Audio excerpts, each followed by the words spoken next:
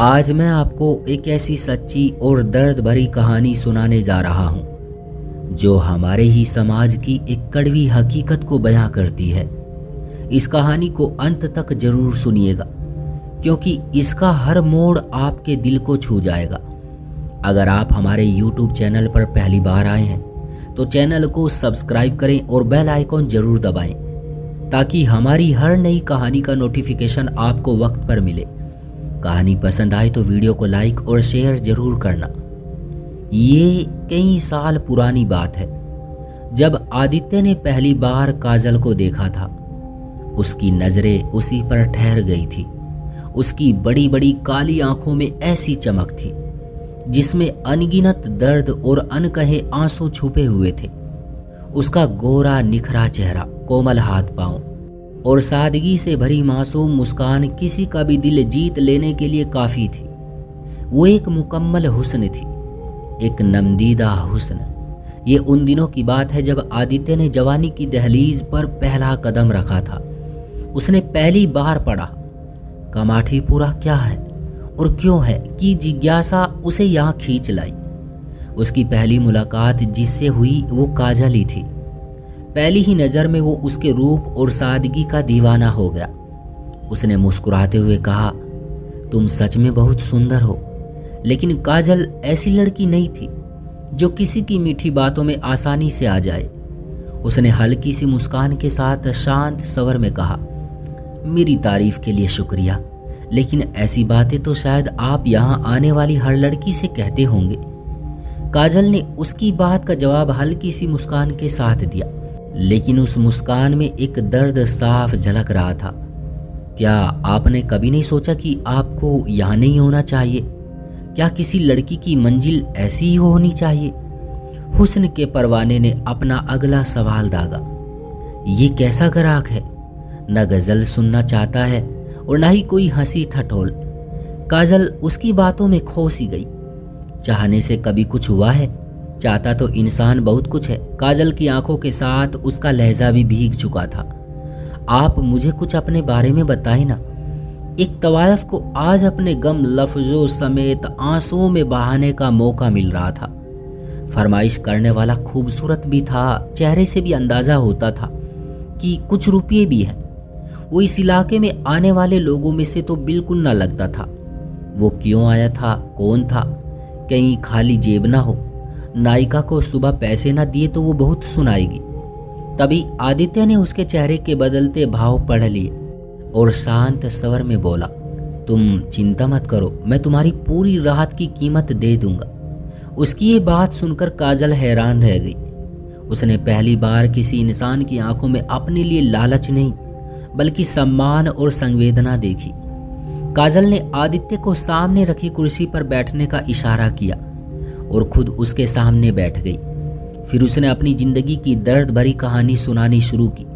उसके दिल में बरसों से दबे हुए अनगिनत दुख थे जिन्हें आज पहली बार किसी के सामने कहने का मौका मिला था।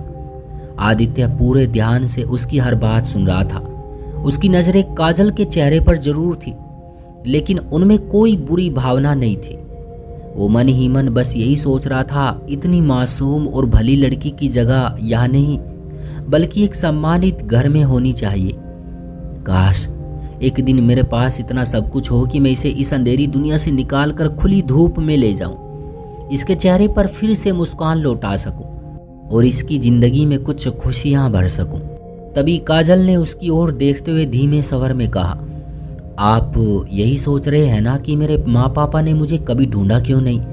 लेकिन अगर उन्होंने मुझे ढूंढ भी लिया होता तो क्या समाज उन्हें चैन से जीने देता? लोग उन्हें हर पल ताने देते, उनकी इज्जत मिट्टी में मिला देते। इसलिए मैं उन्हें कभी दोष नहीं देती। मुझे यकीन है कि उन्होंने मुझे ढूंढने की हर संभव कोशिश की होगी। काजल ने अपने माता पिता का पक्ष लेते हुए धीमे स्वर में कहा, मेरे माँ बाप की कोई गलती नहीं थी। उन्होंने हमेशा मुझसे बहुत प्यार किया। हर इंसान अपनी जगह सही हो सकता है, लेकिन समाज अक्सर सच्चाई जाने बिना ही फैसला सुना देता है। भगवान इंसान की बड़ी से बड़ी भूल माफ कर देते हैं, लेकिन हमारा समाज एक बेगुनाह औरत को भी बिना कसूर उम्र भर सजा देता रहता है। इतना कहते ही उसने अपना सर झुका लिया उसकी आंखों से आंसू बह निकले और उसके गालों से होते हुए गर्दन तक पहुंच गए। बरसों से उसके सीने में दबा हुआ दर्द आज आंसुओं के रूप में बाहर निकल रहा था। आदित्य ने उसे रोका नहीं, वो चुपचाप बैठा रहा, क्योंकि वो समझ चुका था कि कभी कभी आंसू ही इंसान के दिल का सबसे बड़ा बोझ हल्का कर देते हैं। काजल देर तक रोती रही।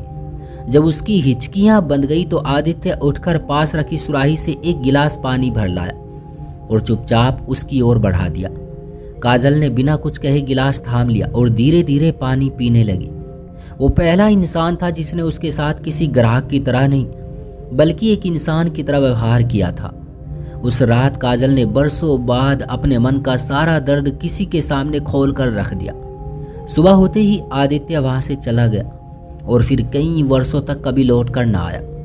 ये उन दिनों की बात है जब मुंबई के कुछ इलाकों में अपराध अपने चरम पर था।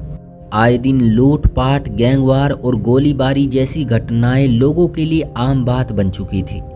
उसी इलाके के एक छोटे से घर में रमेश, उनकी पत्नी सुनीता और उनकी 10 साल की बेटी काजल रहते थे। उनका परिवार छोटा था लेकिन खुशहाल था। काजल 6ठी कक्षा में पढ़ती थी। वो पढ़ाई में होशियार और स्वभाव से बहुत चंचल थी। एक दिन स्कूल से लौटने के बाद वो अपने दोस्तों के साथ गली में खेल रही थी। तभी अचानक 2 बदमाश गिरोह के बीच गोलीबारी शुरू हो गई। चारों तरफ अफरा तफरी मच गई। लोग अपनी जान बचाने के लिए इधर उधर भागने लगे। इसी भगदड़ के बीच किसी बदमाश ने काजल के चेहरे पर बेहोशी की दवा लगा हुआ रुमाल रख दिया। कुछ ही पल में उसकी आंखें बंद हो गई और वो बेहोश होकर गिर पड़ी। मौका देखकर वो बदमाश उसे अपनी बाहों में उठाकर वहां से फरार हो गया। उस समय हर कोई अपनी जान बचाने में लगा था, इसलिए किसी का ध्यान उस मासूम बच्ची की ओर नहीं गया। जब काजल की आंख खुली तो उसने खुद को एक आलीशान कमरे में मखमली बिस्तर पर लेटा हुआ पाया। वो घबरा कर उठ बैठी और कांपती आवाज में बोली, मैं कहाँ हूँ? तभी भारी मेकअप किए महंगे कपड़े पहने एक 1.5 उम्र की औरत उसके पास आई और बनावटी मुस्कान के साथ बोली, डर मत बेटी, अब तुम मेरे पास हो। आज से मैं ही तुम्हारी आंटी हूँ। उसके पीछे खड़ा एक आदमी कुटिल मुस्कान के साथ दोनों को देख रहा था। उसने दबी आवाज में कहा, हम अच्छी तरह जानते हैं कि मासूम कलियों को अपने मतलब के हिसाब से कैसे ढाला जाता है। उसकी बातें सुनकर वो औरत मुस्कुरा दी और बोली, जाओ मेरी बेटी के लिए जूस लेकर आओ। कुछ ही देर में जूस लाकर काजल के सामने रखा गया। वो मासूमियत से बोली, मेरा नाम बेटी नहीं है, काजल है। औरत ने उसके सिर पर हाथ फेरते हुए कहा, अरे काजल, कितना प्यारा नाम है। लेकिन काजल की आंखों में आंसू भर आए। वो रोते हुए बोली, मुझे मेरी माँ और पिताजी के पास जाना है, मुझे अभी घर जाना है। वो बार बार उठकर भागने की कोशिश करने लगी। औरत ने उसे पकड़कर जबरदस्ती बैठा दिया और जूस का गिलास उसकी ओर बढ़ाते हुए बोली, पहले ये जूस पी लो, फिर तुम्हें घर पहुंचा देंगे। काजल ने सिर हिलाते हुए कहा, नहीं, मुझे जूस नहीं चाहिए, मुझे अभी मेरे माँ पिताजी के पास ले चलो। कहते हुए वो छूटकर भागने की कोशिश करने लगी। उस औरत ने काजल को जबरदस्ती अपनी ओर खींच लिया। काजल लगातार छूटने की कोशिश करती रही, लेकिन उसने बिना कुछ कहे उसका मुंह पकड़ लिया और जबरन जूस उसके मुंह में उड़ेल दिया। उस जूस में बेहोशी की दवा मिली हुई थी। कुछ ही घूंट उसके गले से नीचे उतरे थे कि उसकी आंखें भारी होने लगी। वो रोते रोते बस इतना ही कह पाई, माँ, मुझे घर जाना है, और अगले ही पल बेहोश होकर उसी औरत की बाहों में ढह गई। उधर काजल के पिता रमेश पर जैसे दुखों का पहाड़ टूट पड़ा था। वो पागलों की तरह अपनी बेटी को पूरे शहर में ढूंढ रहे थे। हर गली, हर चौराहे और हर जान पहचान वाले से पूछते, लेकिन काजल का कहीं कोई पता नहीं चला। उनकी पत्नी सुनीता का रो रो कर बुरा हाल था। जिस आंगन में हर समय उनकी बेटी की हंसी गूंजती थी, आज वहां सन्नाटा पसरा हुआ था। दोनों के मन में एक से बढ़कर एक डरावने ख्याल आ रहे थे। वे सोचते, न जाने उनकी मासूम बच्ची किस हाल में होगी, उसके साथ कैसा व्यवहार किया जा रहा होगा। यह सदमा उनके लिए असहनीय था।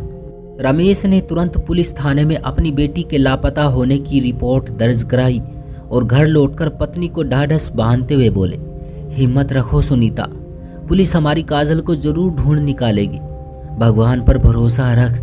लेकिन ये कहते समय उनका अपना दिल भी पूरी तरह टूट चुका था।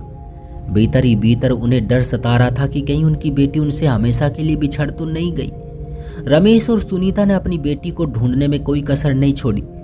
भूख प्यास दिन रात और दुनिया की हर चिंता को भूलकर वे बस भगवान से एक ही प्रार्थना करते रहे कि किसी तरह उनकी लाडली काजल सकुशल घर लौट आए। लेकिन शायद किस्मत को कुछ और ही मंजूर था। उनकी मासूम बेटी की जिंदगी उजड़ चुकी थी। देखते ही देखते दिन महीनों में और महीने सालों में बदल गए। समय के साथ सबकी जिंदगी आगे बढ़ती चली गई, लेकिन काजल की दुनिया वहीं अंधेरे में कैद रह गई। उसने उस नर्क जैसी जगह से भागने की न जाने कितनी बार कोशिश की, कभी रोकर, कभी भूख हड़ताल करके और कभी मौका मिलते ही बाहर निकलने की कोशिश करके।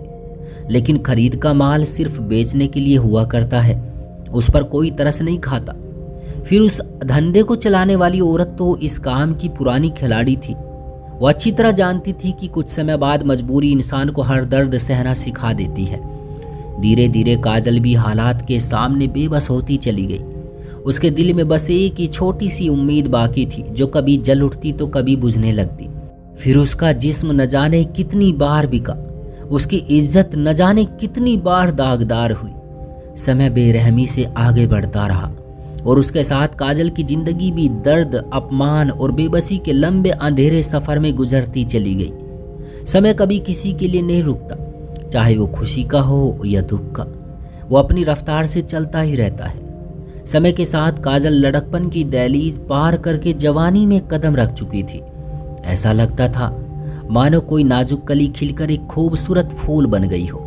उसकी सादगी और सुंदरता को देखकर हर कोई कुछ पल के लिए ठहर जाता था कि हुस्न ऐसा भी हो सकता है क्या। उसके मुंह बोले ज्यादा दाम मिलने पर नायिका उससे बहुत खुश थी और उसकी खिदमत और खातिर में कोई कमी नहीं आने देती थी, क्योंकि काजल उसके लिए कमाई का सबसे बड़ा सहारा बन चुकी थी। मजबूरी ने काजल को उस माहौल में जीना तो सिखा दिया था, लेकिन उसके दिल में सम्मान के साथ एक इज्जत से भरी जिंदगी जीने की चाह आज भी जिंदा थी। तभी उसकी जिंदगी में विक्रम नाम का एक ग्राहक आया। वो देखने में ज्यादा खूबसूरत तो न था, मगर उसकी बातों में ऐसा अपनापन था कि कोई भी उस पर आसानी से विश्वास कर ले। वो अक्सर काजल से कहता, मैं तुम्हें इस अंधेरी दुनिया से निकाल कर एक नई जिंदगी दूंगा। हम शादी करेंगे, अपना छोटा सा घर बसाएंगे और सम्मान से जीवन बिताएंगे। वो उसे सुनहरे भविष्य, अपने घर परिवार और बच्चों तक के सपने दिखाता। उसकी हर बात काजल के टूटे हुए दिल में उम्मीद की एक नई किरण जगा देती। उसे लगने लगा कि शायद भगवान ने उसकी बरसों पुरानी प्रार्थना सुन ली है और अब उसकी जिंदगी सचमुच बदलने वाली है। उस रात काजल की आंखों में नींद नहीं थी। वो पूरी रात विक्रम के दिखाए हुए सपनों के बारे में सोचती रही। अगली सुबह सूरज निकलने से पहले ही वो उसके साथ वहां से हमेशा के लिए भाग निकली। उसने मन ही मन फैसला कर लिया था कि अब चाहे कुछ भी हो जाए, वो उस अंधेरी दुनिया में कभी वापस नहीं लौटेगी। वो सम्मान और आत्मसम्मान के साथ एक नई जिंदगी जीना चाहती थी। समुद्र किनारे बैठकर दोनों ने अपने आने वाले जीवन के कई सपने देखे। तभी विक्रम ने उसका हाथ पकड़कर कहा, काजल, अगर हमें समाज में सम्मान के साथ जीना है तो तुम्हें अपना नाम बदलना होगा। अपने अतीत को हमेशा के लिए पीछे छोड़ना होगा। काजल ने बिना एक पल सोचे जवाब दिया, अगर सम्मान से जीने के लिए मुझे अपना नाम, अपनी पहचान, यहाँ तक कि अपनी खाल भी बदलनी पड़े ना, तो मैं वो भी कर लूंगी। बस तुम कभी मेरा साथ मत छोड़ना। विक्रम ने मुस्कुराकर उसका हाथ थाम लिया और जीवन भर साथ निभाने का वादा किया। कुछ ही दिनों बाद दोनों ने एक मंदिर में पूरे हिंदू रीति रिवाजों के साथ विवाह कर लिया। विवाह के बाद उन्होंने एक साधारण सा किराए का कमरा लिया और अपनी नई जिंदगी की शुरुआत की। काजल को लगता था कि अब उसकी हर पीड़ा खत्म हो चुकी है। उसे विश्वास था कि उसे आखिरकार वो प्यार, सम्मान और अपना घर मिल गया है, जिसका सपना उसने बरसों तक देखा था। लेकिन इंसान का मन कब बदल जाए ये कोई नहीं जानता। कुछ समय बाद विक्रम का प्यार धीरे धीरे कम होने लगा। अब वो पहले जैसा नहीं रहा था। कभी देर रात घर आता तो कभी कई कई दिनों तक उसका कोई पता नहीं चलता। काजल हर दिन उसके बदलते व्यवहार को देखकर टूटती जा रही थी।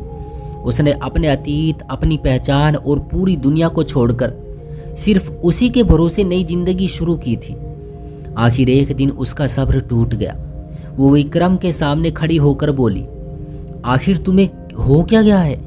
क्या अब मैं तुम्हें अच्छी नहीं लगती? मैंने तुम्हारे लिए अपना सब कुछ छोड़ दिया, सिर्फ इसलिए कि तुम्हारे साथ सम्मान की जिंदगी जी सकूं। उसकी बात सुनकर विक्रम का चेहरा गुस्से से लाल हो गया। वो ताना मारते हुए बोला, इतना नाटक मत कर, अपना अतीत मत भूल। तवायफ थी तू, तुम जैसी औरत कभी इज्जतदार नहीं बन सकती। विक्रम के मुंह से निकले ये शब्द काजल के दिल पर किसी तेज धार वाले हथियार की तरह लगे। उसने जिस अंधेरी दुनिया को हमेशा के लिए छोड़ दिया था, उसी अतीत का ताना आज उसके अपने पति ने उसे दे दिया था। उस एक पल में उसका विश्वास, उसका प्यार और उसके सारे सपने बिखर कर चूर चूर हो गए। काजल की आंखों से आंसू बह निकले। उसने टूटे हुए दिल से विक्रम की ओर देखा और भर्राई आवाज में पूछा, क्या वो मुझसे ज्यादा खूबसूरत है? मेरी तरफ देख, क्या अब मैं तुम्हें बिल्कुल अच्छी नहीं लगती? वो जानती थी कि उसका हुस्न क्या है। विक्रम उसके मुकाबले में जर्रा बराबर भी ना था। हुस्न, हुस्न, तेरा हुस्न। वो गुस्से से तिलमिला उठा, सीधा बाथरूम में गया जहां सफाई के लिए रखी तेजाब की बोतल उसकी नजर में आ गई। उसने वो बोतल उठाई और बाहर आकर एक पल भी सोचे बिना काजल के चेहरे पर तेजाब फेंक दिया। तेजाब पड़ते ही काजल की दिल दहला देने वाली चीख पूरे कमरे में गूंज उठी। वो अपना चेहरा पकड़कर दर्द से तड़पती हुई जमीन पर बैठ गई। अब संभालिए तेरा हुस्न, विक्रम चिल्लाया और उसी हालत में उसे छोड़कर घर से बाहर निकल गया। काजल दर्द से कराहती हुई मदद के लिए पुकारती रही, लेकिन उस मोहल्ले में उसकी किसी से पहचान नहीं थी। उसकी चीखें सुनकर आसपास के लोग दौड़ते हुए वहां पहुंचे। एक औरत ने हिम्मत करके उसके चेहरे से हाथ हटाए तो उसका चेहरा बुरी तरह झुलस चुका था। ये देखकर वहां मौजूद सभी लोग सन्न रह गए। इसे जल्दी अस्पताल ले चलो, इसका पति तो इसे इस हालत में छोड़कर भाग गया। भीड़ में खड़े एक आदमी ने घबरा कर कहा। मोहल्ले के कुछ लोगों ने तुरंत काजल को उठाया और सरकारी अस्पताल में पहुंचा दिया। दर्द और बेहोशी के बीच उसे ये भी याद नहीं रहा कि उसे अस्पताल कौन लेकर आया था। डॉक्टर ने उसका इलाज शुरू किया और एक नर्स ने दया दिखाते हुए उसे वार्ड के बिस्तर पर लेटा दिया। कुछ दिनों तक उसका इलाज चलता रहा। धीरे धीरे उसके घाव तो बढ़ने लगे, लेकिन उसका खूबसूरत चेहरा हमेशा के लिए बदल चुका था। अस्पताल से छुट्टी मिलने के बाद उसके सामने सबसे बड़ा सवाल था कि अब वो जाए तो कहाँ जाए।